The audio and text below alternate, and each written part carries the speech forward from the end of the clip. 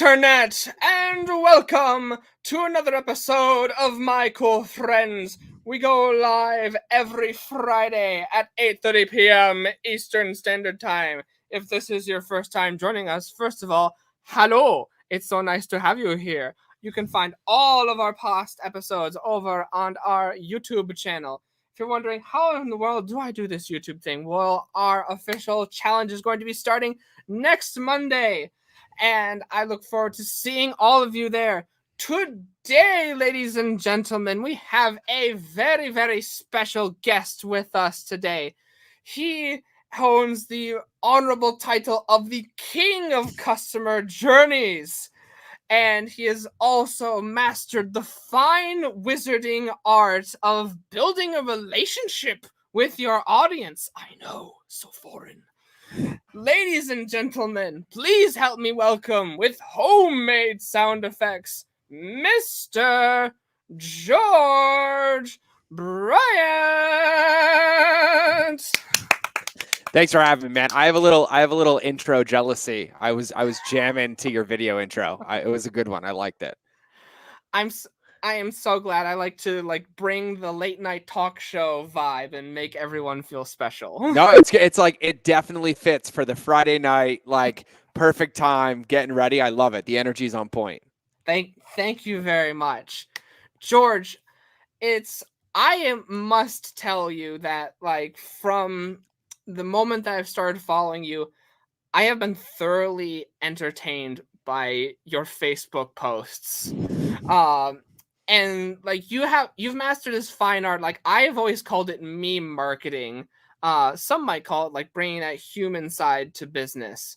But you've have this skill, I've noticed, of telling jokes on social media and simultaneously calling out your ideal customer, as well as bringing still establishing that business culture, if you will. Would you be able to tell us the science of that if you could? Yeah, I love it. I actually love the way that you describe it. So yeah, I would definitely say it's an art more than a science, and it comes from not doing it right for so many years, right? Like, I've been on social media for, I don't know, 11 years now. And at my peak, I had a couple million followers. And then I left the internet for 3 years. Like, I walked away and I was like, no more internet. I'm not being an influencer anymore. I'm not doing this anymore. Like, I want to live my life in Montana, be with my family. And then my wife was like, hey, babe, you talk too much. And without social media, it's kind of getting a little overwhelming. So can you back on social media? And I was like, oh, that's a good idea. And so I tell everybody I have a successful marriage because I get paid to talk all day. So then when I go home, I listen to my wife. And so social media is a secret to my marriage. But the mistakes I made in the beginning where I always was trying to position things or change the wrapping paper or tone it down or soften it because I was like, oh, how's somebody going to feel or how are they going to respond? And when I took all that time away, I had to really step away because it was almost impossible to keep going. It was exhausting because it was like an act. It was like I was trying to be what everybody wanted me to be instead of being who I genuinely was, and then figuring out a way to add value on top of it. And so now, if I'm crushing chocolate chip pancakes on a Saturday morning, I try to tie a lesson into how it applies to your business. Or if I'm having a massive pillow fight with my son, I'll talk about the benefits of play inside of entrepreneurship. And so now I just figured out that I don't want to live two separate lives. Like, I don't want to be Bruce Wayne one day and Batman the next day. And so when I decided to come back, it was under one rule, that it would always be fun and it would always be myself. And so, yeah, I'll post consistently for weeks, and then I'm like, nope, I need a week off, and I'll just disappear. I won't even tell anybody. I'm just like, oh, ghosted. And then I'll come back again. And I just kind of honor what feels good to me. But I really do have a passion. Like, I could have retired a long time ago. I genuinely love helping entrepreneurs make a positive impact and make revenue and accomplish their goals. And so for me, as long as it's fun for me and I can be my authentic self, I tend to just kind of lean into that. And what I notice, to answer your question on the inverse, is I notice a lot of the mistakes that people make is they obsess about this perfection game. They're like, oh, this post is going to last forever. And I was like, that post lasts for 7 minutes, right? It's like the half-life of a tweet is 38 seconds, and an Instagram story is maybe like 3 hours, and an Instagram post is about 7 minutes. And so for me, I value momentum and consistency and almost documentation over the perfectionism or getting it right or fixing the grammar or going through copy editing. And my team, they get on me all the time. They're like, you didn't edit it, or you didn't. I'm like, I don't give a shit. I was like, who cares? I was like, yes, cool, put it out there. And then I'm going to go on to the next one. And so I really now think one of the biggest sciences of it is being truly authentic, like asking yourself, okay, is what I'm about to post like really aligned with me and how I see the world? And if the answer is yes, then it's go time. And if the answer is yes, then you go do it. But you also have to have a platonic relationship with it. So, like for me, the moment I post it, I don't ever go look at it again. Like I have no idea what happens. I typically am like, oh, like today I wrote a post and I was like, somebody called me and they're like, did you see that thing? And I was like, oh shit, that's kind of going nuts right now. They're like, you need to go respond. And I was like, oh, okay. But typically the moment I post it, I'm like, it's gone. It's in the ether. It's not coming back. And that way I'm not getting wrapped up of like, what did they say? How did they respond? How many likes did I get? How many comments? And it just allows me to continue to document the moments. And so that's a very long-winded answer to kind of how I think about it. And it's a great answer too. I've called and I think it's also like another like you've said it's an art more than a skill. Yeah. Correct? Yeah. I definitely think like what you're describing is a skill. Because it's almost like I've always called it mastering the fine art of not giving a crap. Yeah. Yeah. Because that's essentially what we have to do. Like we've like what you're describing, everyone's has been conditioned to like, oh man, what if I don't get enough likes? What if this joke I tell gets me canceled? Yep. A recurring joke I've been telling on this show, and I was like, look, hashtag cancel Ben is coming one day. We all just know like it's a matter of when. So like now almost like when it does happen, it's like, oh yeah, I knew that was going to happen one day. And then it's like it implodes onto itself. Totally. And I think to add a point, since we're going to play Whose Line Is Anyways, one of the most important things is I also realize that my life is not social media. Ding. Like tomorrow, you could delete it all and I have my life, my friends, my business, my team, and I exist, quite frankly, very happily in the real world. And so with that, though, it allows you to find that edge, right? Because I think a lot of people that are on social media, myself included, are on because we have experience, we have a story, we have a lesson, we have a tool, something to share with the world that can help or empower other people. But in order for that to happen, we have to hold so much confidence and belief in it that people can borrow some of that from us to make it their own. And that doesn't happen when you're vanilla. That doesn't happen without polarity. That doesn't happen without authenticity. And so those are the parts that come. And so what you're talking about is one of the reasons I study Stoicism. And Tim Grover says this in his book, Winning. He calls it the IDAG muscle or IDAF muscle, the I don't give a flip muscle, right?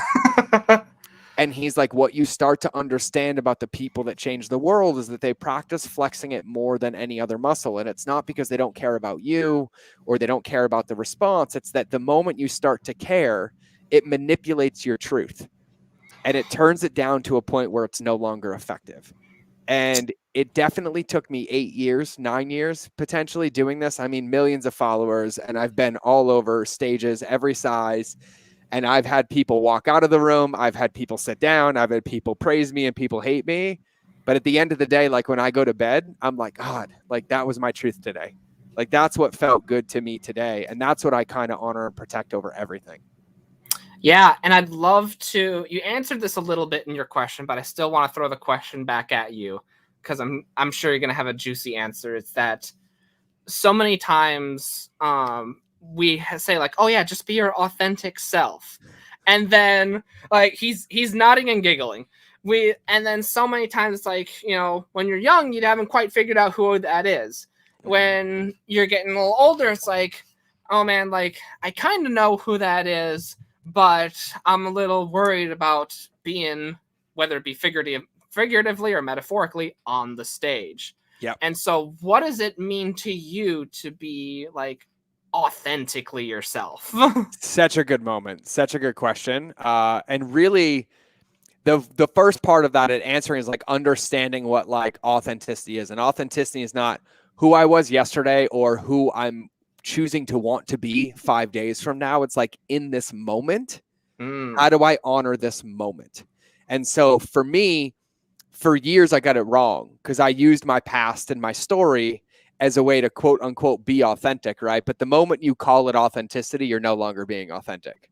It's just manipulation and positioning, right? It's like, okay, got it. And so for me, it's honoring yourself and honoring your truth in that moment. And so, like, if I feel like shit today, I'm going to talk about it, but I talk about it from a place of my perspective and my experience without projecting, without gaslighting, without assuming, right? Because a lot of times what I see is they're like, well, I know you feel like this and I know they feel like this. And I see, and I was like, oh, hold on, home skizzle. Like, stop projecting on me, right? For me, it's like, this is how I feel. This is what I am seeing. This is what I'm experiencing. And I'm completely open to a different perspective. And it's actually funny because from a marketing standpoint, this is Seth Godin's entire thing, which is permission-based marketing, right? It's not projection marketing, it's permission-based. And the best way to write permission for people to respond is to document and share your truth and your story to enroll them into theirs. That's what creates trust. That's what creates the safety for somebody to transact with you or to come into your world. And so for me, I know today, like, I got fired up about current world events and I sat there and I wrote this post and I read it once and I was like, nope, that's pretty truthful. And I was like, am I going to lose followers? Yep. Am I going to get some DMs? I'm like, yep. And I was like, but is it my truth? And I was like, it's 1,000% my truth. And so tomorrow when I wake up, I might have a different truth and I'm okay with that. And I'm also willing to have people be like, hey, yesterday you said, I'm like, yeah, I was wrong. Today I learned a little bit and I'm completely different. And it's like, I go back now, like, I don't listen to my old interviews, right? I've been interviewed like 3,000 times. But every now and then somebody will be like, hey, I heard this interview from you like 7 years ago. Can you believe you said boom? And I was like, I can't believe how immature and dumb I was back then either. I was like, thank you for reminding me. And I was like, whoa. And I was like, thank you for bringing it to my attention. Thanks for having a conversation. And thank you for giving me the grace to know that I can grow and I can learn as well. But there is one little tweak that I learned very abruptly from the fallout of it. There's a massive difference between intimacy and authenticity. And this is where social media really, really comes in. You can tell a story as a tool, or you can use a story as a manipulation. And the difference is if you're being authentic or if you're being intimate. Now, there are parts of my stories that don't benefit you to know. You just need to know the context. There's things that only my friends should know, or my wife should know, or my kids should know. And in the beginning, I didn't have that filter. I was like, oh, you want to know my story? Well, let me tell you every explicit detail of when I was bulimic and I went to war and I saw people dead and I was abused. And I started to realize that I was using the intimate parts of my story to keep people away from me. So I didn't have to be authentic, to tell people I was scared or to tell them that I didn't know how I felt or that I was still processing. And as I've grown and I've learned, I was like, oh, I can tell a summary of the story and have it be effective without having to tell Ben for 93 minutes every ounce of trauma that happened in my life that's not going to serve either of us. And so that is one of the things that is really, really important for me. But what I've also learned is that there are times where I need to off gas, or I need to express, or I need to own my situation. And so what I will say is I will literally be like, hey, just so you guys know, get ready for my TED Talk, i.e. my therapy that I have not made it through yet. So I'm doing it live with you. Watch or don't watch, but this is going to be messy. And I just frame whatever's happening. So if I can't share something or document something or use my story as a tool to help you be a better entrepreneur or a better human, then I'm like, hey, by the way, guys, I'm a shit show right now. And I'm just going to say it, but I got to get it out. And this is my platform. And so I try to kind of contain and own what's happening so that it can be authentic moving down the road. I think there's, whether you realize it or not, I see like what you're doing as like, oh, hey, you're asking permission first before you like tell a certain type of story. Yep. And so like, hey, like, just so you guys know, this is going to be like a type of story that I haven't fully gotten out of quite yet. Yep. And then like there's a power in that, because then all of a sudden everyone knows what they're buying a ticket into. Exactly. It's authentic, right? It's solid ground. I think a lot of what happens, and I did the wrong way for years, is like you can look at a social media post and you can see the inauthenticity in it from a mile away. Right. Like you can feel it, you can sense it because it's on hollow ground. But the moment I'm like, oh man, I have no idea what I'm about to say, but I'm just processing out loud, all of a sudden it's solid and trustworthy, and then it actually serves a purpose. And so when you're willing to let go of the perfection and really own wherever you are, it kind of is the best tactic in the world for getting engagement and getting growth and getting followers, because you don't have to position it. You don't have to polish it up. You don't have to always have the answer. You can just own your situation. And everyone's like, oh, I trust that guy or that girl, or, oh, that makes sense. Or, oh, I'm figuring that out too. And that I think is like the true magic that I think a lot of people are trying to figure out, is that you're not like, I could sit here and have a philosophical argument of like, why is the human race reached this point in where it is, like, and trust me, I have. Yeah. But what you're describing is more of like changing that like TED talk into like, what is the emotion that you yourself are feeling right now. Mm-hmm. And that has a different dichotomy, because then it's like you can put that emotion onto a pedestal and then everyone sees it and says, I feel that way too. Yep. Yeah. And what you do and what you really do is like, listen, we use social media to get some level of validation or attention. And really, once we understand that and we know that, we use it as a tool for good. And so when you think about it, the moment you do that, you're actually accomplishing what everybody goes and looks for shortcuts to accomplish, which is, how do I get more people to like me? How do I get more people to engage? How do I get more people to follow me? I was like, well, they don't follow robots, home skizzle. Like, they don't listen to you. They don't trust you. Like, nobody trusts a computer, but they'll trust a human. And what are those principles that allow them to feel trust, right? It's authenticity, compassion, empathy. It's whatever that is for that person. And so the moment you can be fully aware and own it, and then share that piece, everything else gets really, really easy. And for me, it's also great because then I don't care if it gets 1 share or 1,000 shares. Like, I remember I did a live video on one of my Facebook pages, and it got 6.5 million views in like 2 days. And I was like, oh, and it was crazy. It was my story of bulimia and overcoming abuse and how I used it. And of like, I'd been posting videos for years, and I was like, this one, like, of everything I've posted, this one. And now 5 years later, looking back, I'm like, well, of course it was that one, because that was the fully expressed, fully owned, like, this is solid ground. This is who I am, and I'm okay sharing it. And then all of a sudden the floodgates opened.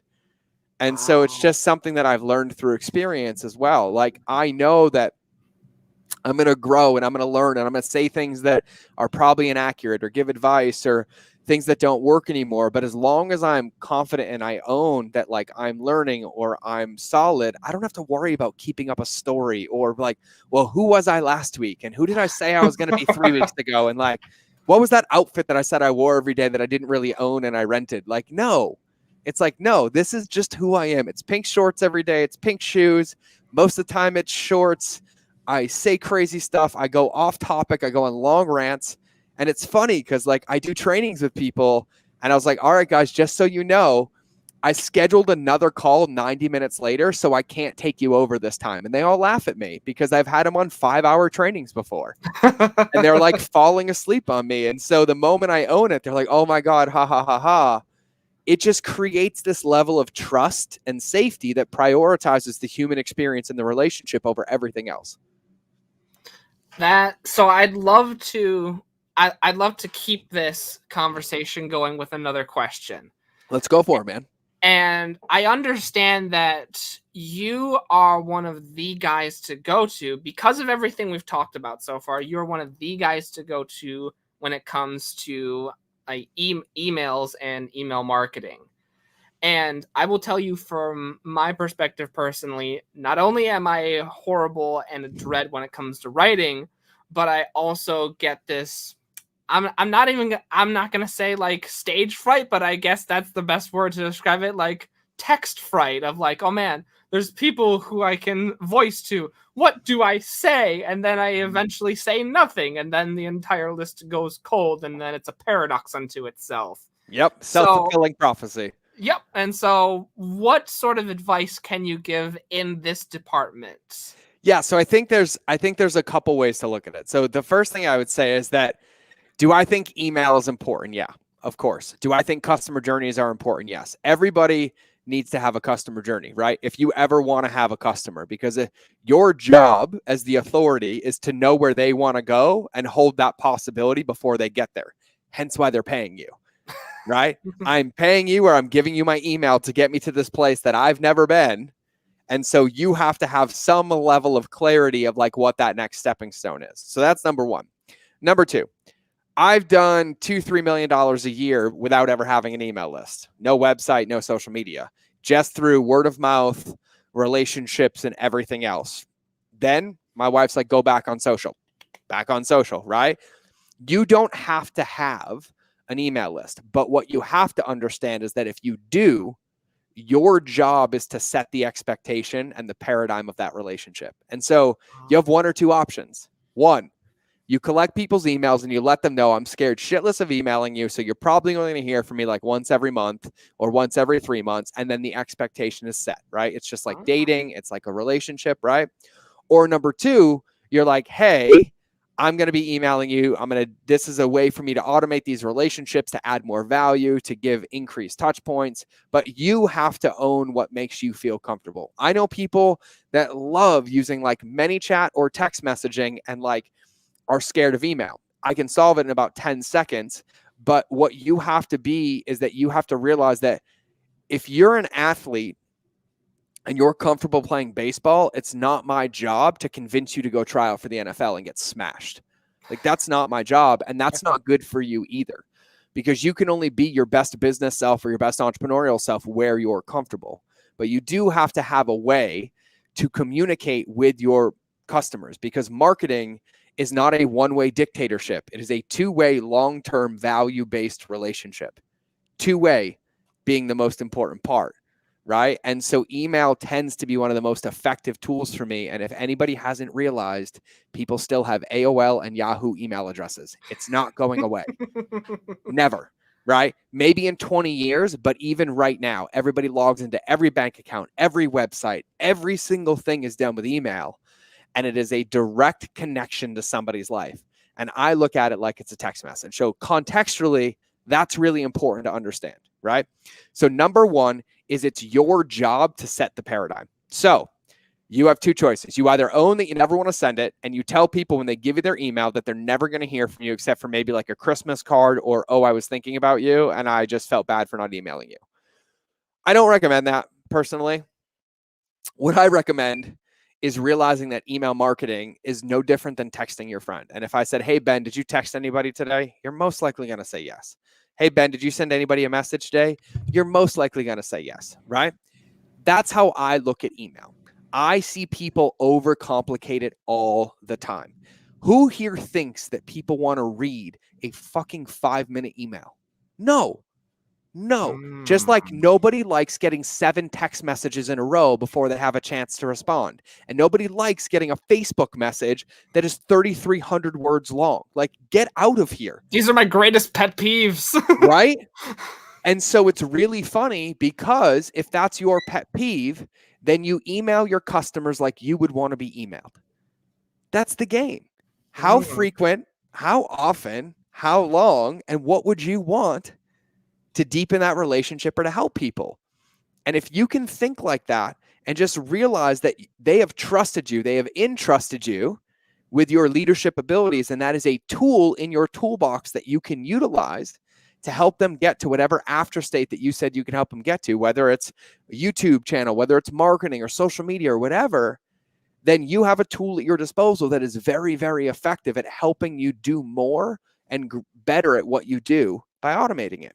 And so that's how I look at it. So that's the first part. The second part is, when you really think about it, Email is really, really simple. And I'm going to give away some crazy shit right now. So everybody listen.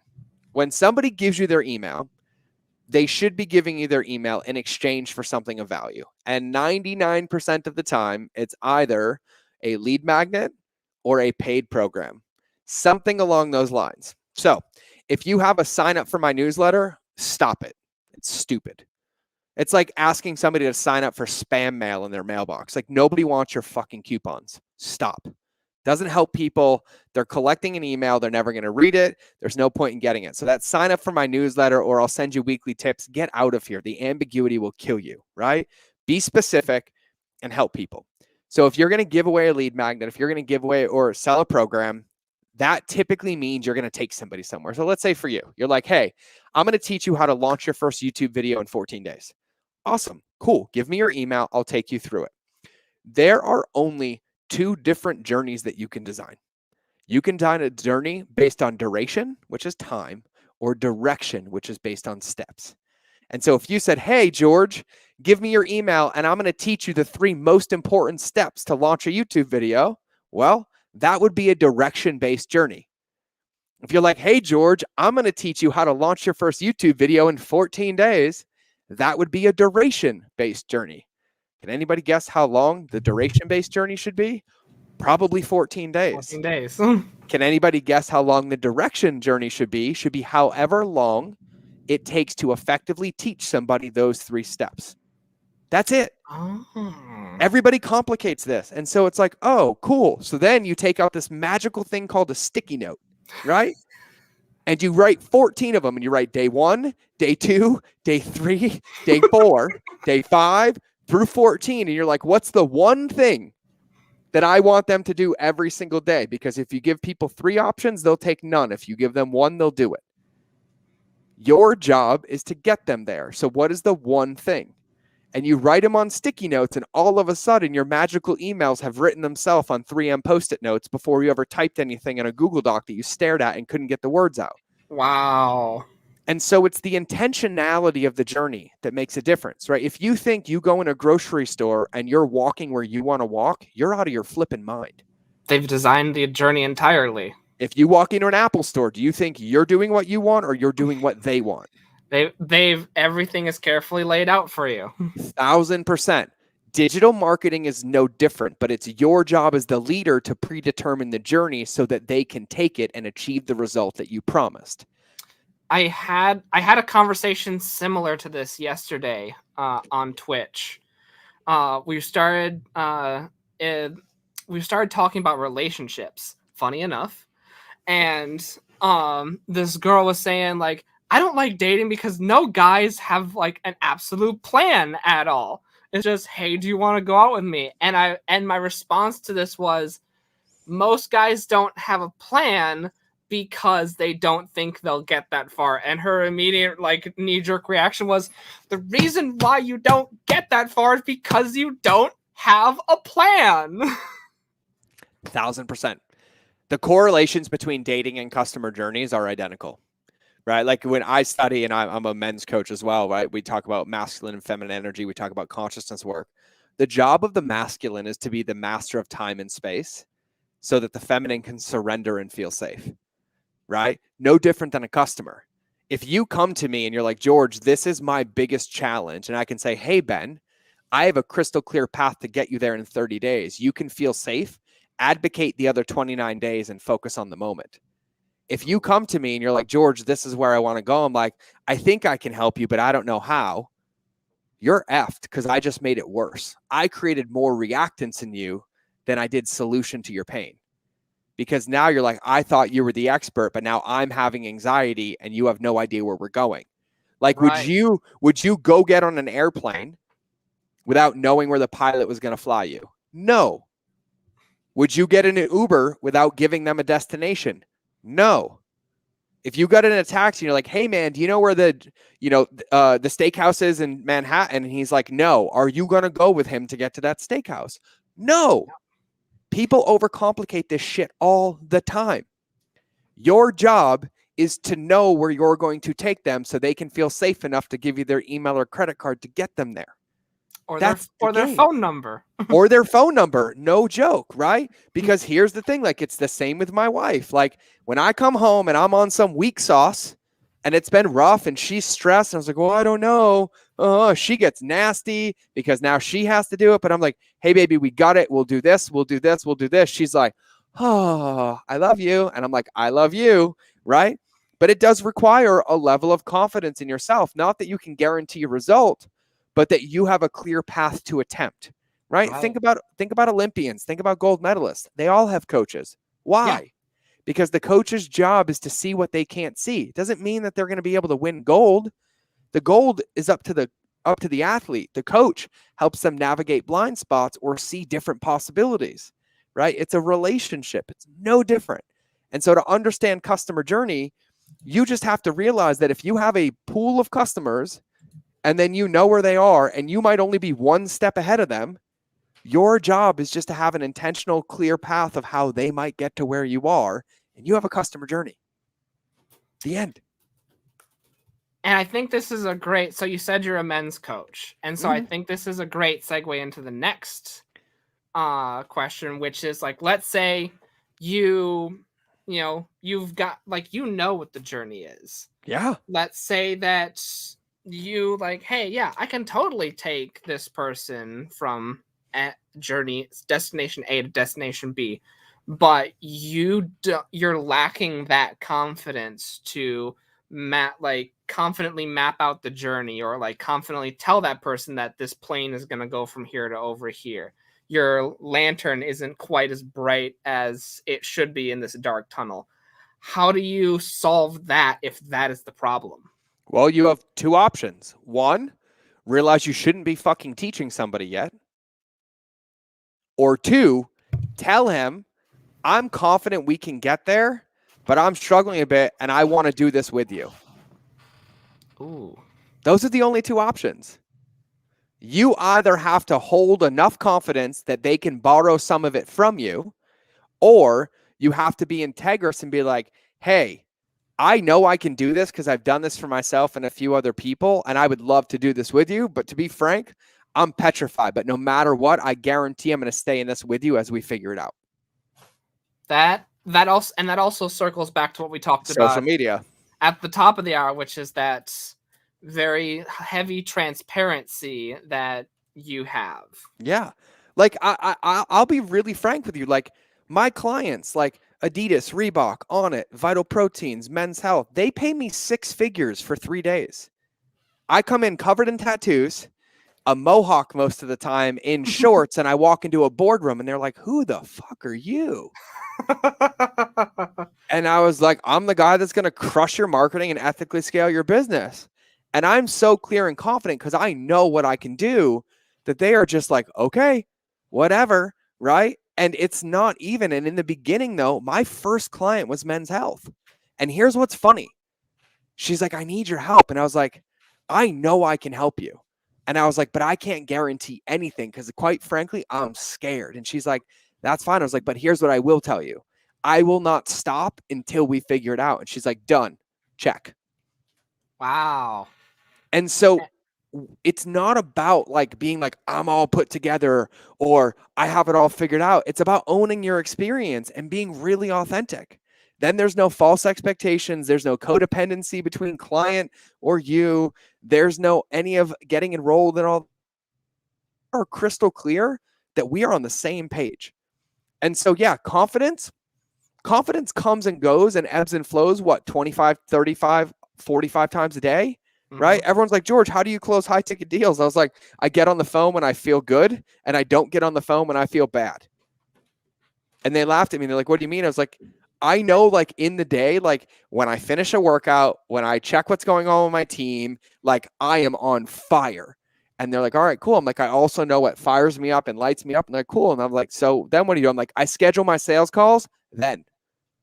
Oh. And they're like, oh. And I was like, yeah, because an hour later, I'm like, I'm a failure. I'm never going to make it. And the imposter syndrome creeps in. Doesn't mean that it's real, but I'm human. I modulate. I have emotions. And that's completely okay. And so it's really, for me, and I can only speak for myself, my greatest tool, my greatest tactic is being upfront and overly transparent as much as possible. Do you think, now here's my question for you. Do you think that because like this transparency that works so well, and like you said, you're able to walk to a client and say like, hey, I'm going to be on this journey with you 110%, boom, check. Do you think that part of the reason why that works so well is because we have gone through so much time where non-authenticity has been present on social media, that when you see someone that actually is authentic, that magnifies? Or 1000%. There's a broken paradigm, right? Like we live in a world of sociopathic narcissists. Like that's what we live in. Like we live in a world of like rented Lambos, fake screenshots, and all this bullshit that people Photoshop. But actually, they don't even Photoshop. They just use Chrome. They inspect it, change the text. They're like, look, oh, right? Check like out my treadmill, everyone. Yeah, right. Like, of course, totally fine.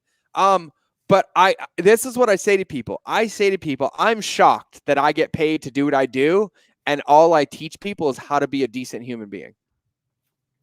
It's shocking.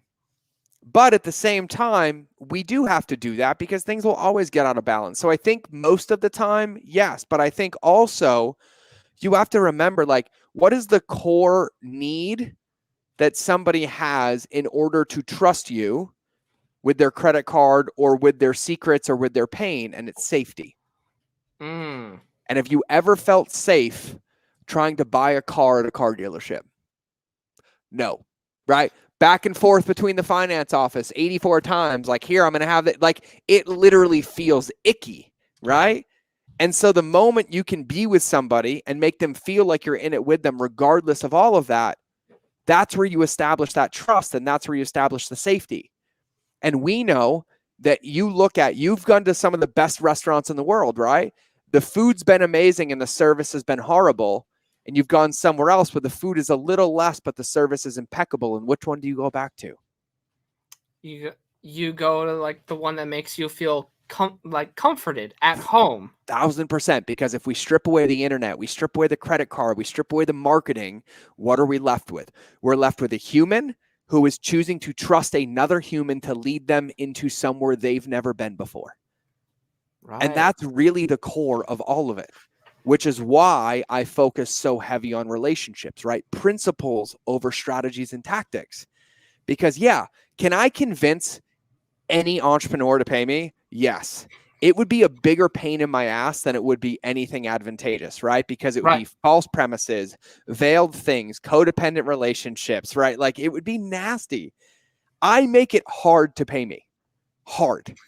Because quite frankly, I don't want your money if there's even a 1% chance that you don't like me, you're not going to put in the work, you think that it's going to be this codependent, or I'm going to somehow take responsibility for your laziness. No, I can't do it for you. Like, as much as I wish I could come to your house and pick up the fork out of your hand when you want to eat the chocolate cake, the fork didn't make you fat. You did. McDonald's doesn't make you fat. Yeah, right. And it's so like, I'm just very upfront about it, and I think everybody should be. But the truth is that there is no other way to ethically build and scale a business. You will never find a business that is built on broken trust that lasts. There's no legacy business that's been like, oh, I lied, or they didn't feel safe, or no. Like at some core, there had to be a safety or a need met over and over and over again. And so for me, it's just easier to play this way from the beginning than to build it the wrong way, lose it all, which I have, and then build it again the right way so you can keep it. And what you're describing is a couple of things. Number one, like that journey of like below, like everything below the iceberg. Yes. It's like, you didn't see this. You didn't see everything below the surface. And number two, that idea of, like, I have the power to like sell to anybody. Many people have done YouTube videos and mathematics of like, if you say this, XYZ, pain point here, there, and everywhere. Yep. But I mean, how many problem clients can you bring in a week? It's not worth it. And like, here's the thing, like the fitness industry is notorious for this, right? Like it's all run around the beauty industry as well, right? Like you're fat, you're ugly, you're out of shape, right? And here's what's funny. Why do you think people change supplement companies every 2 months? because each one makes them feel like crap, and it's abusive relationship, just like their parents or friends were, the bullies were, and then they jump ship over and over and over, right? But then you'll notice the big ones, the ones that I've worked with, right? We're like, hey, here's how I felt. This is what I struggled with. This is how I felt. And they're like, oh my God, they feel like I feel. Wow, I'm not alone. Holy moly, I'm not the only one. Wow, that dude with the 8-pack was bulimic. What if he was bulimic and struggled? I can do it too. And it writes a permission slip for people to step into their own power. Right. It's not difficult. It's that, again, it's that authenticity. Like you can't write a script for it, but it's that like, hey, I gained a whole bunch of weight in 2020 and I fell into a Great Depression. Yep. And that's when I thought, like, hey, what if I combined these fruits into this magical shake? Yep. And just like that was the solution for me getting off of my weight loss. Yep. Like, yeah, that's a story you can identify with. Yeah. So I want to close the loop on like, okay, I'm afraid to write emails or take them on a journey, or I don't have the confidence, right? So first thing is that confidence comes from clarity. Okay. And Explain. So I'm going to answer 2 questions together, right? Like, how do I email people and how do I take somebody on a journey if I don't have confidence in where I'm going to take them? Typically, the confidence is lacking because you haven't taken the time to be intentional about the steps that are there, because it would require an acceptance of your sovereignty or power to actually lead somebody there. And so what ends up happening for people, and I watch this all the time, you figure something out, right? And you're like, oh, I figured it out, right? And then you tell those people close to you, right? You make a couple grand or 50 grand or 100 grand or whatever, but you isolated it enough that you never have to be made wrong, right? You're never going to be challenged. You're not going to have trolls. Nobody's going to get mad at you because you're kind of controlling your world, right? And you're like, see how good I am, right? I'm on an island. Yeah. And then you get really romantic about what you've built. You never look at it. You build it once. You're like, that's the thing. That's the thing. And you're afraid to audit it. You're afraid to assess it. And you're afraid to give it to other people because they might poke holes in it and you'll take it personally. And then your whole facade and your whole story just dissipates and you're out. No, it's fucking wrong. It changes every day. You got to own that. And the moment you sit there and you're like, okay, cool. What was the first thing I did? You're like, God, well, I didn't really make a smoothie first. I had to actually own the fact that I gained a shit ton of weight and I was unhappy. And you're like, well, then what did I do? And you're like, oh, well, I didn't just go lose 20 pounds the next day. You're like, oh, I had to create a small set of momentum things for me to get me to think something else was possible. And then I had to atomic habit stack it. And then I realized that I could use that momentum and catapult it. And then I had to prioritize my sleep and my nutrition. I had to turn off Twitch. And then all of a sudden you're like, oh, those are the exact steps that I followed. And then you start to build confidence in what you did because you're actually seeing it. And then you put somebody through it and they're like, yeah, Ben, it was great, but they get stuck here. And you're like, awesome. Well, this is really simple. They got stuck. Great. Fix it. Remove it, put something else in there, and then you have confidence in that next thing. And then the more that you can do that, the more you build confidence in your ability to write those emails or take people to that place, right? But a coach can't take an athlete through the same workout because your body adapts to it. You have to increase time under load, tension, or resistance. And so no matter what, the modalities will change. You think about running. If you run at the same pace every day, literally, and this has been studied, if you're like, I'm going to run 3 miles every day and you run 3 miles at a 9-minute pace, after a couple of months, you actually regress because your body starts atrophying because it gets so used to that it's just a normal stimulus because you've never pushed the resistance or the pace or the distance or the load. And then it actually has a detriment rather than a positive effect. Business is no different. Entrepreneurship's no different. I tell people to look at SaaS companies and tech companies. Like if I was like, hey, Ben, I'm going to give you a brand new iPhone. You're like, dope. I'm like, awesome, but I need you to choose. Do you want the iPhone 1 or the iPhone 12? And you're like, well, dude, I want the 12, right? And I was like, but we have to remember the 12 wouldn't exist if they didn't launch the 1. Right. And that's what I noticed that as you were going through your demonstration is that this is all still part of the underbelly of the iceberg. Yep. Is that like every single like think of any person who has had a successful system, or a company for that matter. Like, yes, they've had, like, every single university has had courses that they've taken, but they had things that, like, people went through and then they found the flaws of the systems, like, oh, we'll fix that. And there's much more of a noble sense, like you're saying, like, hey, we found, like, a bunch of our students found, like, this, like, flaw in our system. We're gonna, like, update the system for all of you guys. And Mm-hmm. isn't that a, like, greater sense of, like, oh, hey, we as a community feel so blessed. 1,000%. The problem is that sometimes, most of the time, as entrepreneurs with stories, we identify with the result instead of just being open that it's going to change and it's going to grow. And Right. so you have to break the code, or I had to break the codependent ties between, like, oh, that one way. But then the inverse of this, or like really what gets stuck into, is that it's a lot easier to sell the result than it is to deliver the result. Right? Think about most marketing. Think about what people do. They always focus on acquisition, right? Oh, just sell this, make this promise. And none of them ever focus on the back, right? And so then they get trapped up in this, like, sell, change the wrapping paper. They end up like snake oil salesmen.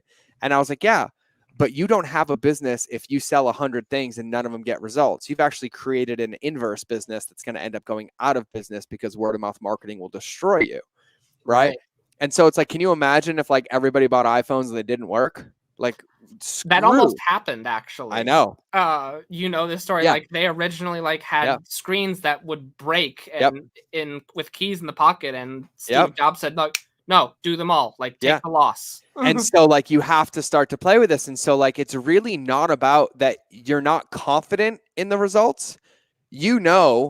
That what you've done has worked. But if you just take the time to design it out and build it out, like, you can't write a book just by flowing. You need an outline. You need some sort of journey to take people on.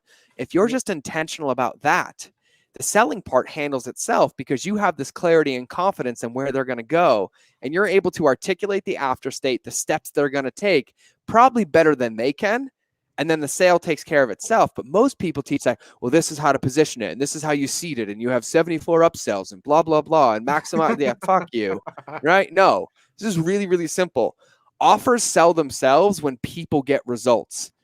And if you focus on the result and you obsess about getting results over getting customers, you'll have too many customers to ever be able to handle. Obsess about getting the results over getting the customers. There's something powerful in that I think people tend to ignore a lot of times. Mm-hmm. I use this metaphor, and it's interesting that you, like, have brought in so many health metaphors, because I've used this metaphor for growth as well in business. Is that a lot of times, like, going up to, like, new stages in business, new price points, is a lot like lifting weights. Yep. What happens? Your muscles expand. They actually tear on the inside. And me describing that, like, it sounds very painful. And it is. Like, every single time someone lifts weights, they're screaming. And all of those are signs of growth. You're able to, like, bench higher numbers, and yet you become accustomed to all these things, and all that is just part of the growth process. Mm-hmm. And I use that. And the reason I use health and fitness is because 99% of people understand it.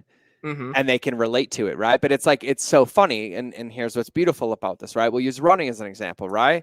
Or lifting or working out, right? People go to the gym and they knowingly put their body under strain and duress, and they celebrate it when they're done, right? Right. But then they go into their business and they feel resistance. They make it wrong and run from it, and then they expect to grow. The only difference is how we see it, right? So here's an analogy I use for people. Like, have you ever been in a car accident or almost in a car accident? Mm-hmm. Okay, so you know that pit in the stomach you get when your adrenaline starts going, it pumps through. Like, even if you're driving and, like, you see that there could have been one, you're like, and it fills you up, right? You ever notice that it's the same exact feeling that you get on a roller coaster? The only difference is how you view it. Your body is releasing the same endorphins. Your body is releasing the same chemicals, except one situation, your limbic reptilian brain's like, I'm going to die. And the other situation's like, this is so much fun. The only difference is how you see it. People choose to see fitness and they see working out as growth, but they look at entrepreneurship with this scarcity lens, and then it actually prevents them from doing the things that get them to grow or get them to succeed. You should fail as much as you humanly possibly can until there's no more failure points. Like, you have to get comfortable with it, because what we end up doing, or I used to do, is it's like, okay, I'll spend years on this offer or this product. Like, I have like 6 or 7 companies now, something like that, right? And so, we obsess and we obsess, and we obsess about making it so perfect that we never launch it to the world to get the feedback that would actually make it improved. And then we create this self-fulfilling prophecy, right? Or I watch this one all the time. People like, I made my offer, I launched it, nobody bought it. Delete the offer, start over, I'm making a new course. I'm like, whoa, bro, chill. And so the analogy I use is like Christmas, right? So if I like put presents under the tree, Ben, right? And I put 20 presents under the tree, and I put like a $10,000 gift in one of them, and I want you to choose it, but I want to make it fun. If you don't choose that box, it's not because the present wasn't there or you didn't want the present. It was that the wrapping paper didn't attract you to the present. Oh. And so I watch people make courses, and they're like, oh my God, nobody bought it, the course sucks. I was like, did they even see the course? And they're like, oh. And I was like, change the wrapping paper. It was one of two things. The offer sucked or the audience was wrong. It's only one of those two things. They never got to see what was inside the box. But instead, they collect it as evidence, and then they go suffer themselves and work to the bone and overcomplicate it. And I need to launch a new podcast or a separate YouTube channel or create a new course or build a new website. And I was like, or you could pick up the phone, call 10 people, show them the course, and say, hey, what would you like about this? Like, what would make you buy this? Like, what would attract you to this? And they're like, oh, I didn't know that was in there. That's not what you said. And you're like, oh. That's what we did before the internet. Well, what should we say? And they're like, oh, well, I would have bought it if you said this. And you're like, oh, well, I'll just say that. And then you sell 10 of them. And it works like that. And it's Wow. a really interesting perspective, because I watch it so complicated. But like, you can get to $5 million a year with one offer and one channel. I've done it. I've witnessed it. I coach it every day. Like most of the time when people come into my mastermind, the first thing I do is hit delete. Delete that social channel, delete that offer, delete that stupid task. Let's get down to the core of what makes dinner. And they're like, oh, and then they're like, I have like 6 extra hours today. What should I do? I'm like, I don't know. Go live the life that you said you wanted to live. Like, take your kids to the park, take your wife on a date. And they're like, oh, right. And so it's this perspective that everything seems so overwhelming because we're inundated 24/7, right? It's not good enough. You should do it this way. This strategy and tactic, blah, blah, blah, blah, blah, blah. Shut up. The work culture. Shut up. That's letting the entire outside environment program your brain into creating no results in your life. Right.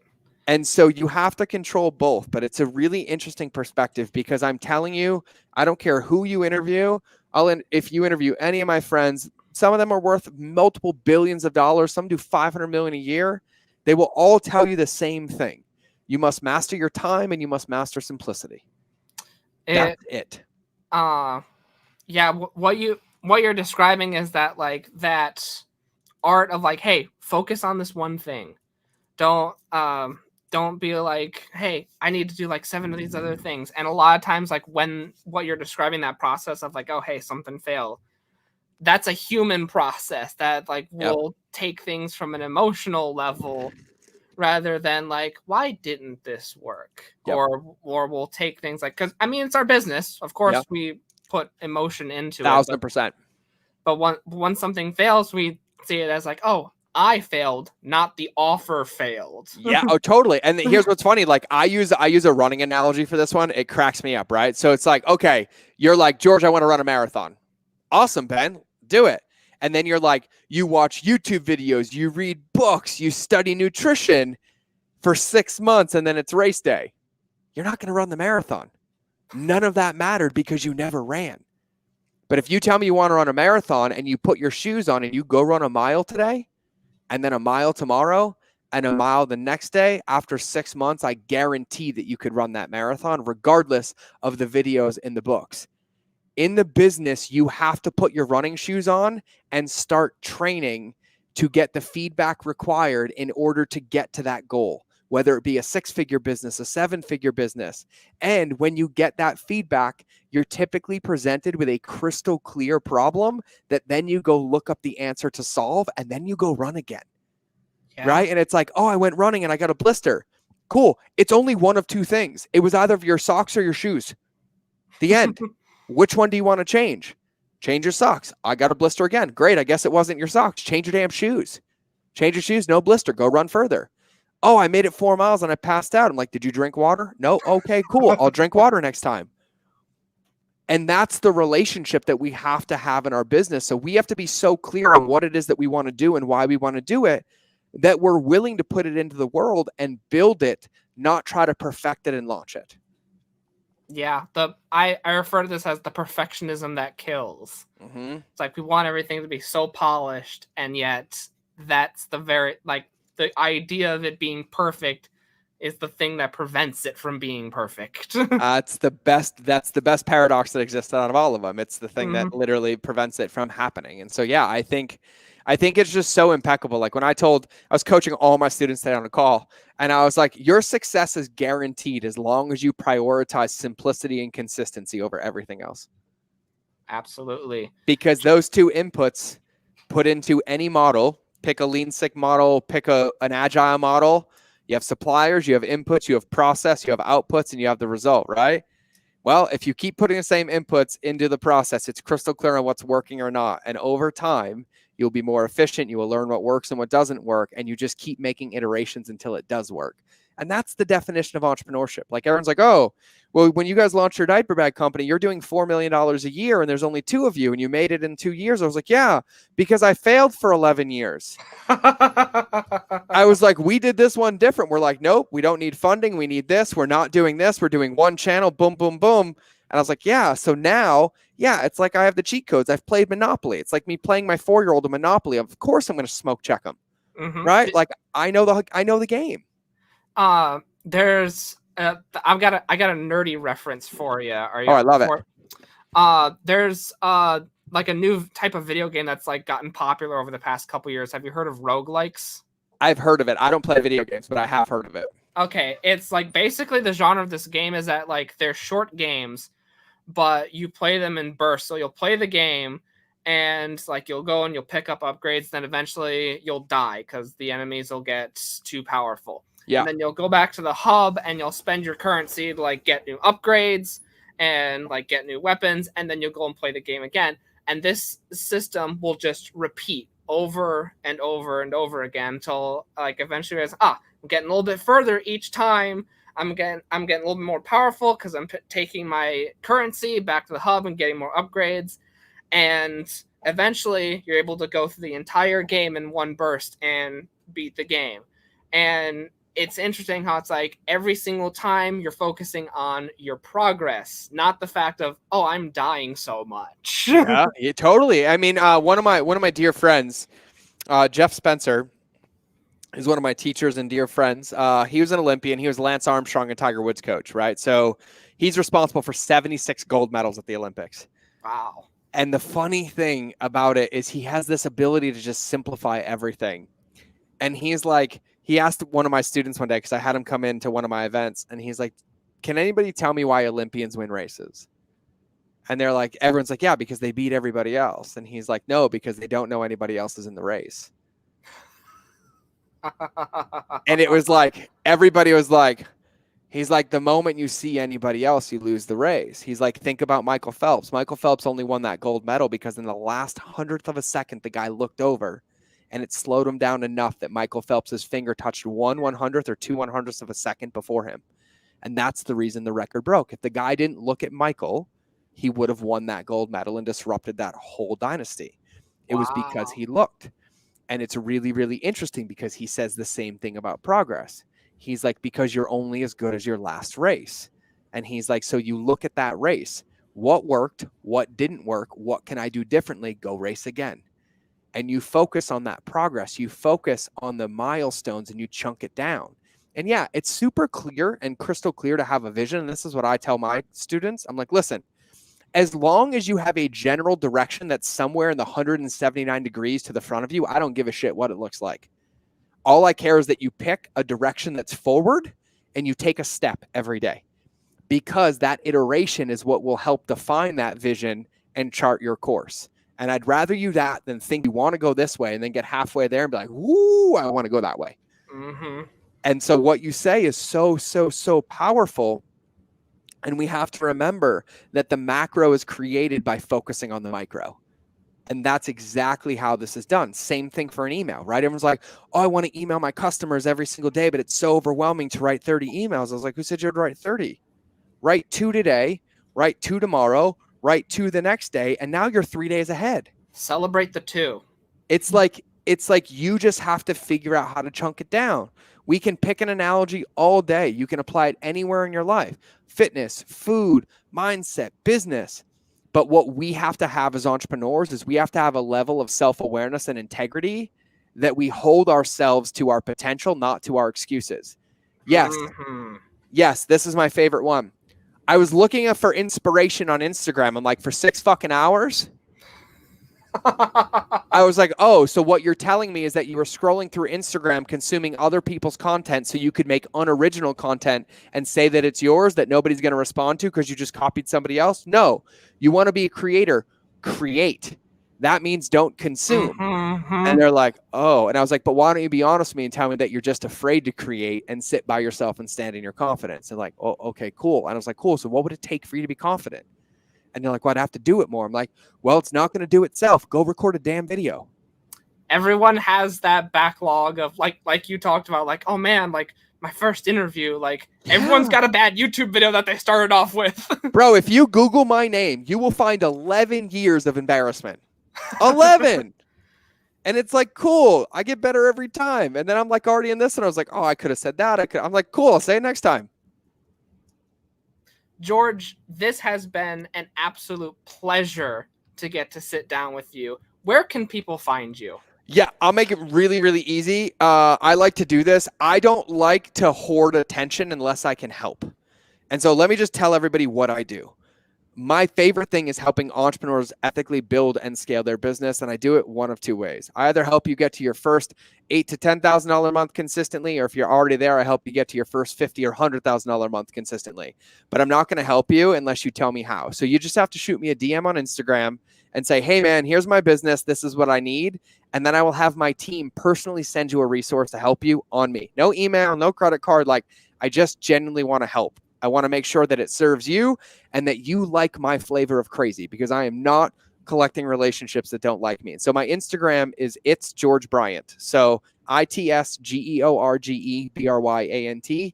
Send me a DM. If you want my podcast, I'll send it to you. If you want my email list, I'll send it to you. If you want free content or training, I will send it to you. You just have to ask.